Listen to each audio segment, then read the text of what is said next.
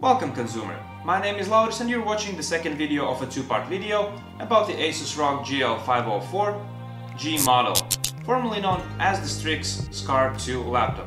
In case you missed the first video, which was the unboxing and the review of the accessories, please click this card in the corner and go and watch it. Now before we start, let me explain to those of you who have no clue what Asus ROG is and what are the gaming laptops and why it's Asus ROG or ROG, not just Asus. You see, ROG or Republic of Gamers is a lineup that Asus has created specifically for gamers in mind.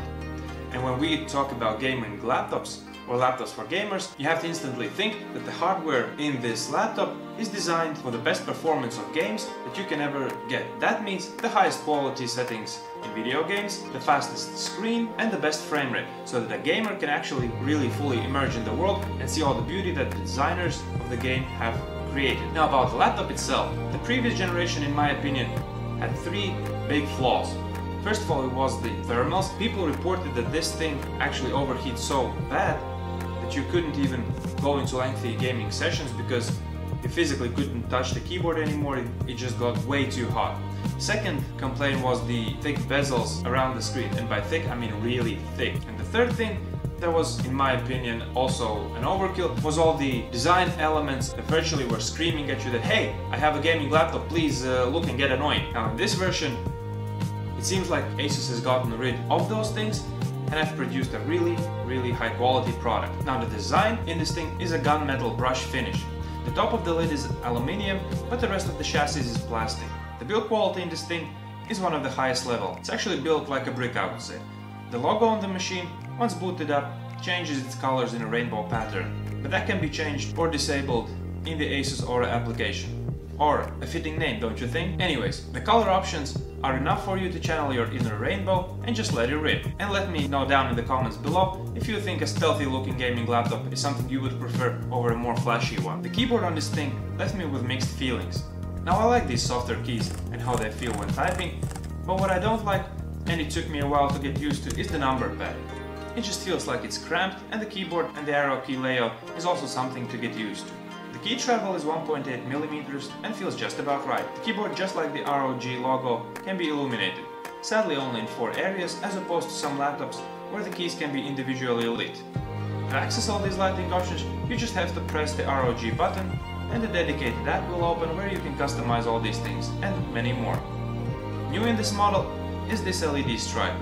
I understand that this will be something not to everyone's liking, but for me personally, I never really felt it to be intrusive or annoying, and it actually felt to me, to some extent, meditating and calming. The trackpad is very good, uses Windows precision drivers and just feels smooth and nice to the touch. The port selection on this laptop is almost perfect. It has a few USB 3s, an HDMI and a full-size SD card reader, and the USB-C connector, which is exactly the one thing where I thought that it would have benefited from a Thunderbolt 3 port. Maybe in the next generation Asus, huh? We'll just have to wait and see. The sound in this thing is amazing. Considering the speakers don't have a subwoofer, the sound is very good, and it would even go as far as to say that you could probably play games on this thing without headphones because the quality is that good. The internals are top notch. The CPU is a 6-core multi-thread 8750 i7 Beast that works well together with the GTX 1070 video card. You can also easily access the back of the laptop by just removing this one panel. Almost all the key components can be upgraded, so you have some room for future-proofing. The games run smoothly on it and look beautiful, and that is also thanks to the biggest surprise in this laptop, the screen itself. Now the screen is a gorgeous Full HD IPS panel. The color gamut on this is 99% sRGB and 78% Adobe RGB. The panel itself is actually very fast at impressive 144 Hz with 3 millisecond response time. Now I haven't seen many other laptops in the market that have such a fast screen. Yes, they have 144 Hz screens, but the response time usually falls behind it. Now to you that just didn't understand what I said, basically the 144 Hz is the maximum refresh rate of frames per second that the panel can show you, and the 3 millisecond response time is basically the time for which it takes one LCD pixel to go from fully active to fully inactive to fully active again. And the smaller the number is, the better the picture quality. The thermals on this thing, as I said previously, are improved. Yes, the laptop gets warm, but it never gets to the point when it is sort of boiling hot or unplayable or unusable. So it seems that somehow Asus has solved the cooling problem in this thing. Of course it will get warmer on lengthy gaming sessions, but that is of course due to the fact that the internals in this laptop are very demanding and energy sucking. Like for instance, the video card is not a Max-Q video card, but just your regular 1070 GTX. I would say that partially the size of this laptop also contributes to the fact that it cools so well, because generally bigger laptops have more space to be cooled. I'm not saying that this is the largest laptop, but it's also not the thinnest gaming laptop in the market. Asus, by the way, has the Zephyrus laptop, which is, if I'm not mistaken, still the thinnest gaming laptop in the market to date. Now the last point and my personal biggest concern with this laptop was the battery.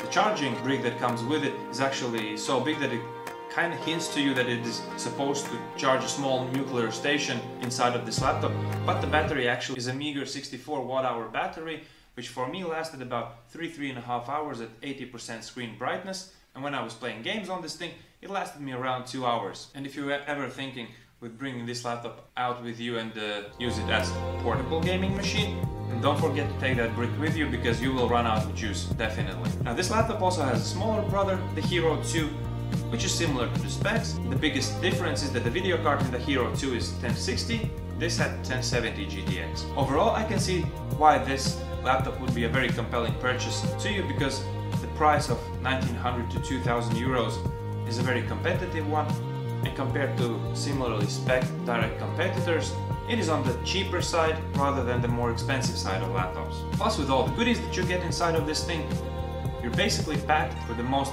needed essentials for a gamer. And if not for the weak battery in this thing, I would have probably given this laptop the maximum score, but it appears that we will have to still wait for the perfect gaming laptop that would have all the ticks crossed in the checklist. And with that, the video is actually over.